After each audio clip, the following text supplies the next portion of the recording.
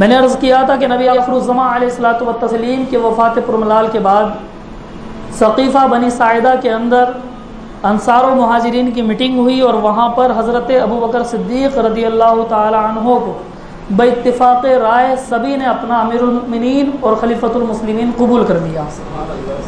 حضرات گرامی قدر، قربان ہو جائیں ہم اپنے نصیبوں پر، اپنی قسمتوں پر، کہ اللہ رب العزت نے جب ہمیں نبی عطا فرمایا، جب رسول عطا فرمایا تو رسول اکبر عطا فرمایا، اور جب بات خلیفہ کی آئی تو خلیفہ صدیق اکبر عطا فرمایا۔ تمام مسلمانوں نے حضرت ابوبکر صدیق کو اپنا خلیفہ مان لیا۔ حضرات گرامی قدر، ابوبکر صدیق کوئی معمولی شخصیت کا نام نہیں ہے، کوئی معمولی ذات کا نام نہیں ہے۔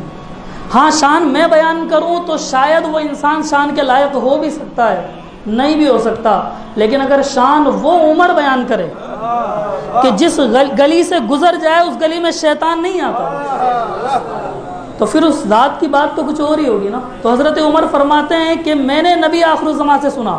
اچھا، پھر عمر بیان کر رہے ہیں لیکن زبان عمر کی ہے، الفاظ نبی کے ہیں، تو پھر جس کی شان خود نبی آخر الزمان بیان فرمائیں، پھر بتائیں ان کی عظمتوں کی بات کیا ہوگی۔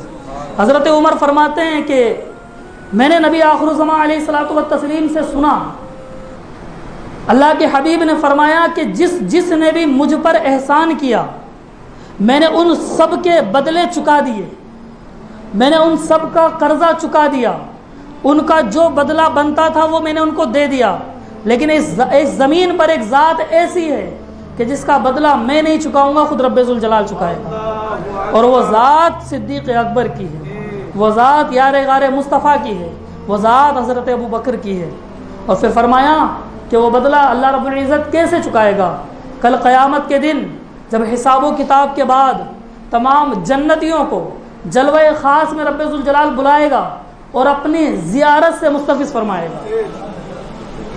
کائنات کی سب سے عظیم نعمت ہے رب ذوالجلال کا دیدار، اس کے علاوہ اور کچھ چاہیے ہی نہیں۔ اور صوفیہ کے نزدیک تو باقی ساری چیزیں ہیچ ہیں، ان کی کوئی اہمیت نہیں۔ صوفیہ تو یہاں تک فرماتے ہیں کہ جنت میں بھیج یا جہنم میں ڈال دے، جنت میں بھیج مجھے یا جہنم میں ڈال دے، جلوہ دکھا کے بس میری حسرت نکال، کیونکہ وہ اس بات کو سمجھ چکے ہیں کہ جنت یا جہنم یہ تو ان کے لیے ہے جن کے اندر کہیں نہ کہیں لالچ موجود ہے۔ صوفیہ وہ ہیں جن کی زندگی صرف اور صرف رب ذوالجلال کی ہوتی ہے، وہ چاہتے ہیں کہ مولا تیری زیارت ہو جائے، کیونکہ ہم جانتے ہیں تو صاحب قدرت ہے۔ ان اللہ علی کل شیء قدیر کس کی شان ہے؟ وہ اللہ رب العزت کی شان ہے۔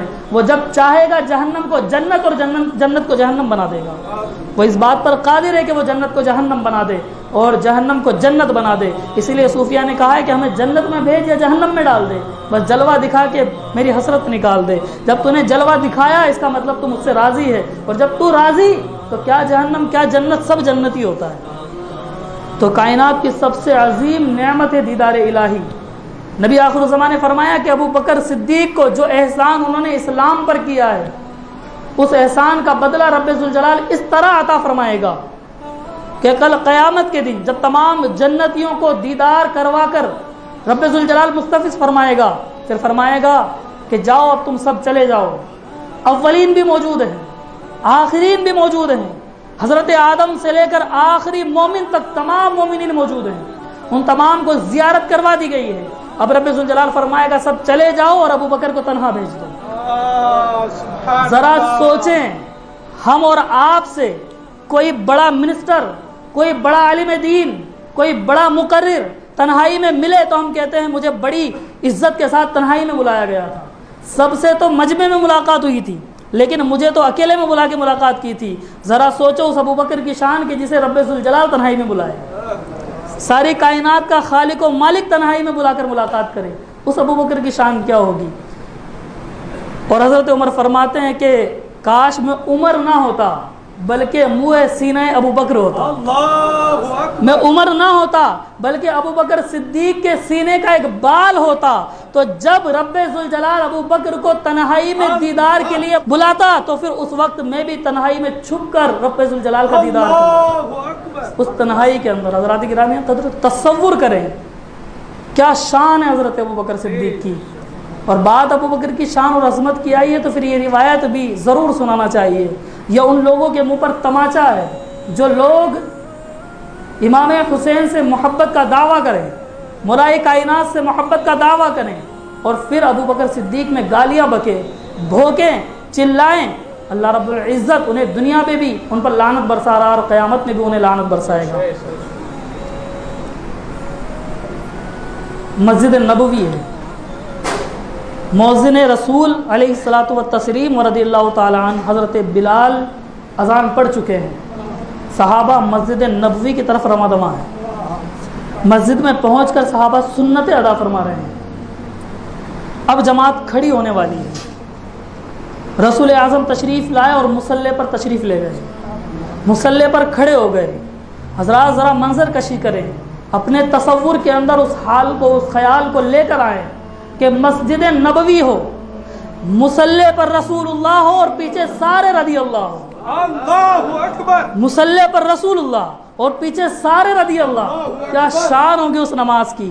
مصلی پر کوئی مفتی نہیں کھڑا, کوئی مقرر نہیں کھڑا, کوئی حافظ, کوئی عالم, کوئی حافظ قرآن اور قاری قرآن نہیں کھڑا, بلکہ ساری کائنات کے والی کھڑے ہوئے, مصطفیٰ جان رحمت کھڑے ہوئے, شفیع معظم کھڑے ہوئے ہیں. اور پیچھے کھڑے ہونے والوں میں آپ لوگ نہیں, کوئی ڈاکٹر اور انجینئر نہیں ہے, بلکہ کھڑے ہونے والوں میں مولائے کائنات علی مرتضیٰ ہیں, کھڑے ہونے والوں میں ابوبکر صدیق ہیں, کھڑے ہونے والوں میں عثمان غنی ہیں, کھڑے ہونے والوں میں عمر ہیں, اور چھوٹے چھوٹے حسن اور حسین بھی ہیں.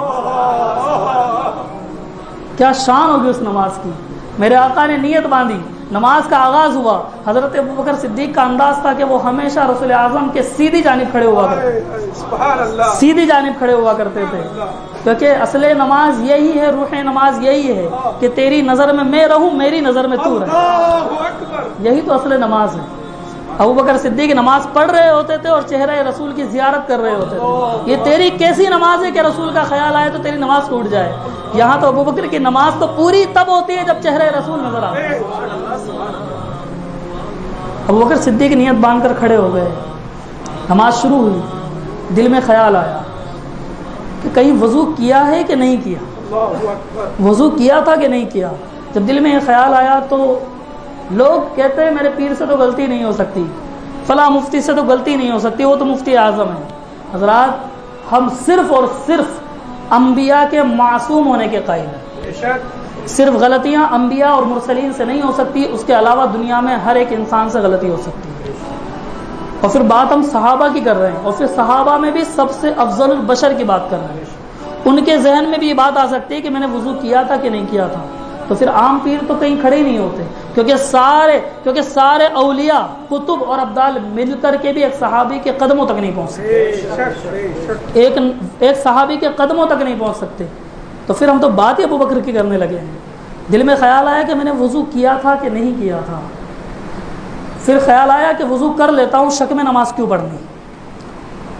جب نماز وضو کر کے آؤں گا تو کم از کم آخری رکعت تو مل ہی جائے گی, جماعت میں شامل ہونے کا ثواب مل ہی جائے گا. حضرت ابوبکر صدیق جماعت سے نکلے, باہر تشریف لائے. مسجد نبوی کے دروازے سے جیسے ہی باہر قدم رکھا تو دیکھتے کیا ہیں کہ 3 نورانی شکلوں والے کھڑے ہوئے ہیں. 3 لوگ کھڑے ہوئے ہیں, 3 شخص کھڑے ہوئے ہیں, چہرے ایسے کہ چاند کی چمک ڈائریکٹ ان پر پڑ رہی ہو. لباس اتنا صاف ستھرا لگتا تھا جیسے جنتی لباس پہن کر آئے. اور ایک کے ہاتھ میں لوٹا ہے, وہ چاندی کا بنا ہوا لوٹا. ایک کے ہاتھ میں یاقوت سے سجا ہوا تشت ہے, تھال ہے, اور ایک کے ہاتھ میں ریشمی رومال ہے جس کے کونے پر ابو بکر لکھا ہوا ہے. جیسے آپ باہر نکلے انہوں نے سلام عرض کی, اور سلام کے بعد کہنے لگے حضور وضو کرنا چاہتے ہیں, وضو کرنے کے لیے آئے ہیں. حضرت ابوبکر صدیق نے ان کے چہرے دیکھے. دل میں خیال آیا کہ یہ لوگ مدینے کے تو نہیں ہیں, کہیں باہر سے آئے ہیں, لیکن ان کے لباس اتنے صاف ستھرے کیسے ہیں. لیکن پھر خیال آیا کہ نماز جا رہی ہے, چلو جلدی سے وضو کر لیتا ہوں, نماز کے بعد ملاقات کر کے پوچھ لوں گا. انہوں نے کہا ہاں وضو کرنا ہے. تو ان میں سے ایک نے کہا دوسرے سے کہ چلو تشت آگے بڑھاؤ, میں پانی ڈالتا ہوں, تم پانی کو اکٹھا کر لو. وضو شروع ہوا, وضو کرنا شروع کیا گیا. حضرت ابوبکر صدیق نے پورا وضو کر لیا. جب وضو سے فارغ ہوئے تو جلدی سے جانے لگے. جب جانے لگے تو وہ جن کے ہاتھ میں رومال تھا انہوں نے کہا کہ حضور کہاں جا رہے ہیں, چہرہ صاف تو کر لیجیے, چہرہ صاف تو کر لیجیے, یہ رومال لے کر کھڑا ہوا. حضرت ابوبکر صدیق نے جلدی سے رومال لیا، چہرہ صاف کیا اور مسجد نبوی کے اندر تشریف لے گئے، جماعت میں شریک ہو گئے۔ جب جماعت میں پہنچے تو ابھی پہلی رکعت کا رکوع ہی جاری تھا، پورا وضو کر لیا اور ابھی پہلی رکعت کا رکوع ہی چل رہا ہے۔ حضرت ابوبکر صدیق جماعت میں شریک ہو گئے، نماز مکمل ہو گئی۔ جب نماز مکمل ہو گئی تو میرے آقا کریم علیہ الصلوۃ والتسلیم نے حضرت ابوبکر صدیق کی طرف نظر کرم فرمائی، فرمایا ابو بکر جو ہوا تھا وہ تم بتاؤ گے یا میں بتاؤں؟ اللہ اکبر، اور کوئی غیب کیا تم سے نیا ہو بلا، جب نہ خدا ہی چھپا تم پہ کروڑوں۔ فرمایا ابو بکر تم بتاتے ہو یا میں بتاؤں؟ ابو بکر صدیق نے کہا حضور میں آپ کا غلام، جیسا آپ کہیں آپ سنا دیں۔ حضرت ابو بکر صدیق سے جب یہ بات سنی تو رسول اعظم نے فرمایا ابو بکر سنانا تو میں ہی چاہتا تھا، لیکن مجھے وہ بات یاد آ گئی کہ جب معراج کے بعد میں دنیا میں واپس آیا، اس زمین پر اترا، تو جب میں اترا تو میں نے معراج کا قصہ سنایا، ساری دنیا نے مجھے جھٹلایا، لوگ کہتے تھے کیسی باتیں کرتے ہو، لیکن ابو بکر وہ تم تھے کہ جب میں نے تم سے کہا کہ ابو بکر میں جنت اور جہنم کو دیکھ کر آیا ہوں، تو تم نے کہا تھا صدقت یا رسول اللہ، اے اللہ کے رسول آپ نے سچ فرمایا ہے۔ اے ابو بکر وہ تم تھے کہ جب میں نے کہا کہ میں نے رب ذوالجلال کی اپنی آنکھوں سے زیارت کی ہے، تو تم نے کہا تھا صدقت یا رسول اللہ، اے اللہ کے رسول آپ نے سچ فرمایا ہے۔ اے ابو بکر آج تمہاری باری ہے، تم سناؤ گے اور میں تمہاری تصدیق کروں گا، آج تم مجھے بتاؤ گے اور میں تمہاری تصدیق کروں گا۔ حضرت ابوبکر صدیق نے اپنی داستان سنانی شروع کی۔ حضور میں نماز میں کھڑا ہوا، دل میں خیال آیا کہ وضو ہے یا نہیں ہے۔ حضرت نبی آخر زمان نے فرمایا صدقت یا ابا بکر، اے ابو بکر تم نے سچ بات کہی ہے۔ پھر حضرت ابو بکر نے عرض کی حضور میں نماز سے باہر نکلا اور نماز سے باہر نکل کر مسجد نبوی سے باہر گیا۔ جب باہر گیا میں نے 3 نورانی شکلوں والے لوگوں کو دیکھا۔ میرے آقا نے فرمایا صدقت یا ابا بکر، اے ابو بکر تم نے سچ بات کہی ہے۔ پھر انہوں نے عرض کی حضور، پھر انہوں نے میرا وضو کروایا، میرا چہرہ صاف کروایا، اور جب میں چہرہ صاف کر کے پھر نماز میں شامل ہو گیا، میرے آقا نے فرمایا صدقت یا ابا بکر، اے ابو بکر تم نے سچی بات کہی ہے۔ جب رسول اعظم علیہ الصلوۃ والتسلیم کی بارگاہ میں ابو بکر نے یہ پوری داستان سنا دی، میرے آقا نے فرمایا ابو بکر جانتے ہو وہ کون تھے؟ اے ابو بکر جانتے ہو وہ کون تھے جن کے ہاتھ میں لوٹا تھا؟ اے ابو بکر جانتے ہو وہ کون تھے جن کے ہاتھ میں تشت تھا؟ اے ابو بکر جانتے ہو وہ کون تھے جن کے ہاتھ میں رومال تھا؟ حضرت ابوبکر صدیق نے عرض کی حضور آپ اللہ کے نبی ہیں، میں تو آپ کا غلام ہوں، نبی جانے وہ کون تھے، میں تو نہیں جانتا۔ میرے آقا نے فرمایا اے ابو بکر جس کے ہاتھ میں لوٹا تھا وہ جبرائیل تھے، جس کے ہاتھ میں تشت تھا وہ میکائیل تھے، اور جن کے ہاتھ میں رومال تھا وہ جنت کے داروغہ حضرت رضوان تھے۔ حضرت ابوبکر صدیق کی آنکھوں میں آنسو آ گئے۔ حضور اتنی عزت جب تک بکے نہ تھے کوئی پوچھتا نہ تھا، تم نے خرید کے مجھے انمول کر دیا۔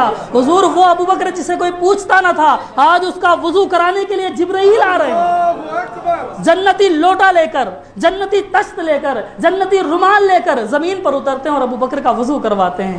یہ شان ابوبکر صدیق کی ہے۔ میرے آقا نے فرمایا ابوبکر اتنا ہی نہیں ہے، ابھی آگے بھی سنو، تم جب وضو کرنے گئے تھے پہلی رکعت تھی، جب واپس آئے تو بھی پہلی رکعت کا رکوع چل رہا تھا، سمجھتے ہو اتنی دیر کیسے لگی؟ ابوبکر صدیق نے عرض کی مولا وہ اللہ کے رسول آپ جانے، ابوبکر کیا جانے۔ میرے آقا نے فرمایا اس لیے لگی کیونکہ اس وقت اسرائیل میرے پاس بیٹھے ہوئے تھے اور مجھ سے عرض کر رہے تھے حضور رکوع سے نہ اٹھنا، ابوبکر وضو کر کے آ رہے ہیں، حضور وضو کر کے، ابوبکر وضو کر کے آ رہے ہیں، رکوع نہ چھوڑنا۔ یہ ابوبکر کی شان ہے۔ مسلمانوں قربان تمہارے نصیبوں پر، تمہاری قسمتوں پر کہ تمہیں ابوبکر جیسا خلیفہ اول ملا کہ جس کا وضو کرانے جبرائیل آئے، وہ ابوبکر ہے۔ حضرات گرامی قدر حضرت ابوبکر صدیق خلیفہ بن گئے اور پھر آپ کی خلافت کا دور کا آغاز ہوا۔ بڑا ہی مشکل دور تھا، اس لیے کیونکہ اس سے پہلے عربوں نے کبھی کسی سیاسی نظام کو نہیں دیکھا تھا، ان کے یہاں کوئی حکومتی نظام نہیں تھا، ہر قبیلے کا اپنا اپنا سردار ہوتا تھا اور وہی ان کے قانون چلاتا تھا، وہی ان کا سسٹم چلاتا تھا، اور انہی کے قوانین کے حساب سے ان کے مقابلے میں فیصلے ہوا کرتے تھے۔ پھر اللہ رب العزت نے جب قرآن کو نازل فرمایا تو لوگوں نے قرآن کو مان لیا، لیکن کچھ ایمان لائے اور کچھ نے مان لیا، اور اسی کا ذکر رب ذوالجلال نے قرآن مجید میں فرمایا وَإِذْ قَالَتِ الْأَعْرَابُ آمَنَّا قُلْ لَمْ تُؤْمِنُوا، کہ جب آپ سے یہ اعرابی کہتے ہیں کہ ہم ایمان لے آئے تو اے محبوب آپ فرما دیجئے کہ تم ایمان نہیں لائے، ولیکن قولوا اسلمنا، بلکہ یوں کہو کہ ہم نے صرف اطاعت قبول کر لی، ہم صرف اسلام کو مان لیا ہے۔ کیونکہ وہ خوف کی وجہ سے، آج بھی بہت سارے لوگ ہوتے ہیں ڈر کی وجہ سے ساتھ لگ جاتے ہیں، اس دور میں بھی ایسے لوگ تھے، وہ ڈر کی وجہ سے ساتھ لگ گئے تھے کہ اگر ساتھ نہ لگیں گے تو یا تو ذمہ کافر ہونے کی وجہ سے زیادہ ٹیکس دینا پڑے گا، یا تو پھر قتل کر دیے جائیں گے۔ لہٰذا اچھی بات یہ ہے کہ ہم اسلام کا ناٹک کرتے ہیں، کلمہ پڑھ کے مسلمان ہو جاتے ہیں اور پھر 2.5% جو زکوٰۃ ہے بس وہی دینی پڑے گی۔ اس لیے وہ ایمان لانے کا انہوں نے ناٹک کیا تھا، ڈھونگ کیا تھا۔ میرے آقا کریم علیہ الصلوۃ والتسلیم کے وفات کے بعد وہ تمام لوگ باغی ہو گئے تھے، وہ مانعین زکوٰۃ بن گئے تھے، انہوں نے زکوٰۃ دینے سے انکار کر دیا تھا۔ اور دوسری جانب مسیلمہ کذاب جیسے جھوٹے دعوی نبوت کرنے والے لوگ کھڑے ہو گئے تھے جو اپنے آپ کو نبی کہہ رہے تھے۔ اور ایک جانب وہ فوج جو رسول اعظم نے اپنی زندگی میں حضرت اسامہ بن زید کی سرپرستی کے اندر روانہ فرمائی تھی، وہ فوج بھی جانی تھی، کیونکہ میرے آقا کریم علیہ الصلوۃ والتسلیم نے اپنی وفات سے پہلے اسے اجازت دی تھی۔ اب حضرت ابوبکر صدیق کے سامنے بڑا مسئلہ تھا کہ ایک تو نظام حکومت کو سمجھانا، دوسرا مانعین زکوٰۃ سے جنگ کرنا، تیسری جانب جو ہے دعوی نبوت کرنے والے جھوٹے اور کذابوں سے لڑنا، اور ادھر یہ لشکر جسے حضرت نبی آخر الزمان علیہ الصلوۃ والتسلیم نے روانہ فرمایا تھا اسے روانہ کرنا۔ ایسے حالات کے اندر بہت سارے صحابہ حضرت ابوبکر صدیق رضی اللہ تعالیٰ عنہ کے مخالف ہو گئے، حتیٰ کہ حضرت عمر رضی اللہ تعالیٰ عنہ نے بھی کہا کہ ابوبکر اس معاملے میں آپ کے ساتھ نہیں ہوں۔ حضرت عمر جیسے خلیفہ، حضرت عمر جیسے صحابی نے فرمایا کہ ابوبکر اس معاملے میں آپ کے ساتھ نہیں ہوں، کیونکہ ایک وقت میں اتنے محاذ پر جنگ لڑنا اتنی آسان بات نہیں ہے۔ چار جانب جنگ کا ماحول ہے، لوگ آپ کے خلافت کے انکار کر رہے ہیں، کچھ کیا کر رہے ہیں، ایسی سچویشن کے اندر اتنی طرف لڑنا اتنا آسان کم نہیں ہوگا۔ حضرت ابوبکر صدیق نے فرمایا کہ اگر وقت آئے گا تو ابو بکر مدینے کی زمین کو لاشوں سے بھر دے گا، لیکن اسلام کے نفاذ میں ایک قدم بھی پیچھے نہیں ہٹے گا۔ پھر حضرت عمر نے عرض کی پھر ایسا کریں کہ وہ جو لشکر اسامہ جو نبی آخر الزمان نے روانہ فرمایا تھا اسے روک دیں۔ حضرت ابو بکر صدیق نے فرمایا کہ جسے رسول نے روانہ کیا ہو ابو بکر کی کیا اوقات اسے روک، ابو بکر کون ہوتا ہے اسے روکنے والا؟ اور پھر ادھر دعوی نبوت کرنے والے جھوٹے اور کذابوں کے خلاف بھی آپ نے اپنی فوج کو روانہ کیا۔ بالآخر صرف 2 سال اور کچھ مہینے کی حکومت، جس کے اندر اگر ہماری زبان میں کیا جائے اور کہا جائے تو آپ سمجھیں گے کہ جس حکومت اسلامی کی بنیاد رسول اعظم نے رکھی تھی اس کی DPC حضرت ابوبکر صدیق نے فرمائی، اس کو مضبوطی حضرت ابوبکر صدیق نے عطا فرمائی۔ اور پھر 2 سال اور کچھ مہینے اپنی حکومت کر کے دنیا کو ایک عظیم پیغام دے کے اور دنیا کو کس طرح خلافت کی جاتی ہے اس کا طریقہ سمجھا کر کے، میں نے پچھلے جمعوں میں سے کسی جمعے میں بیان کیا تھا کہ حضرت عمر جب خلیفہ بنے حضرت ابوبکر صدیق کے بعد تو آنکھوں سے اشک جاری ہو گئے، رونے لگے۔ لوگوں نے کہا عمر کیوں روتے ہو؟ کہا ابو بکر نے میری جان کو آفت میں ڈال دیا ہے، جیسی خلافت ابو بکر نے کی ہے میں وعدہ کرتا ہوں اور زمین پر کھڑے ہو کر آسمان کے نیچے کھڑے ہو کر اس بات کا اعلان کرتا ہوں کہ قیامت تک کوئی بھی خلیفہ ابو بکر جیسی خلافت نہیں کر سکتا۔ اور حضرت علی نے دعا کی تو دعا کے اندر یہ الفاظ استعمال کیے کہ آج رب ذوالجلال نے خلافت رسول کو منقطع کر دیا، خلافت رسول کو کاٹ دیا۔ یہ ذات حضرت ابوبکر صدیق کی تھی۔ تقریباً 40 دن تک یہ وبال بھی ہوتا رہا کہ حضرت علی نے خلافت قبول نہیں کی، بیعت نہیں کی، اور آج بھی اس کو لوگ مدعا بناتے ہیں۔ اور یہ جو شیعان علی کہے جانے والے لوگ، علی کے مددگار کہے جانے والے لوگ جھوٹے اور مکار اپنی طرف سے من گھڑت روایتیں ڈال کر یہ کہتے ہیں کہ مولائے کائنات علی مرتضیٰ نے خلافت کو قبول نہیں کیا تھا اور بیعت نہیں کی تھی۔ حضرات گرامی قدر 40 دن کے بعد جب ابو سفیان حضرت علی کی بارگاہ میں حاضر ہوئے اور عرض کرنے لگے علی یہ کیا معاملہ ہے کہ سب سے اونچا خاندان موجود ہونے کے باوجود بھی کسی نچلے قریش کے خاندان کے اندر خلافت جائے گی؟ تو حضرت علی نے ڈانٹ کر ان سے کہا تھا ابو سفیان تم امت کے اندر فتنہ پیدا کرنے کی کوشش کر رہے ہو۔ ان کو بھی منافقین نے بہکایا تھا۔ تو حضرت سفیان شرمندہ ہو کر وہاں سے چلے گئے اور مولائے کائنات علی مرتضیٰ پھر حضرت ابوبکر صدیق کی بارگاہ میں حاضر ہوئے اور وہاں عرض کی میں آپ سے تنہائی میں بات کرنا چاہتا ہوں۔ حضرت عمر بیٹھے ہوئے تھے، آپ نے حضرت ابوبکر صدیق نے حضرت عمر کو اشارہ فرمایا، حضرت عمر اٹھ کر چلے گئے۔ جب وہ چلے گئے تو حضرت علی نے مولائے کائنات علی مرتضیٰ شیر خدا نے ابوبکر صدیق سے فرمایا کہ ابوبکر یہ کیا بات ہوئی، تم نے جا کر کے سقیفہ کے اندر یوں ہی بیعت کر لی مجھ سے پوچھے بغیر، مشورے کے بغیر؟ کیا تم نے اس قابل بھی نہیں سمجھا علی کو کہ مجھ سے مشورہ کرتے؟ جب یہ جملہ مولائے کائنات نے فرمایا تو حضرت ابوبکر صدیق کی آنکھوں سے اشک جاری ہو گئے۔ عرض کی اللہ کے رسول کے داماد خاتون جنت کے شوہر، میری کیا اوقات کہ میں آپ کے مقابلے میں کھڑا ہوتا؟ میں وہاں پر بیعت کرنے کے لیے نہیں گیا تھا، میں خلیفہ بننے کے لیے نہیں گیا تھا، بلکہ میں تو انصار و مہاجرین جو جنگ کے لیے آمادہ تھے ان کے درمیان میں صلح کرانے کے لیے گیا تھا۔ لیکن وہاں پر حالات ایسے بن گئے اور کنڈیشن ایسی پیدا ہو گئی کہ مجھے بیعت کرنی پڑی، اور پھر بھی میں نے اپنا نام پیش نہیں کیا، بلکہ میں نے تو حضرت عمر کا نام پیش کیا تھا، مجھے تو انہوں نے کھڑا کیا۔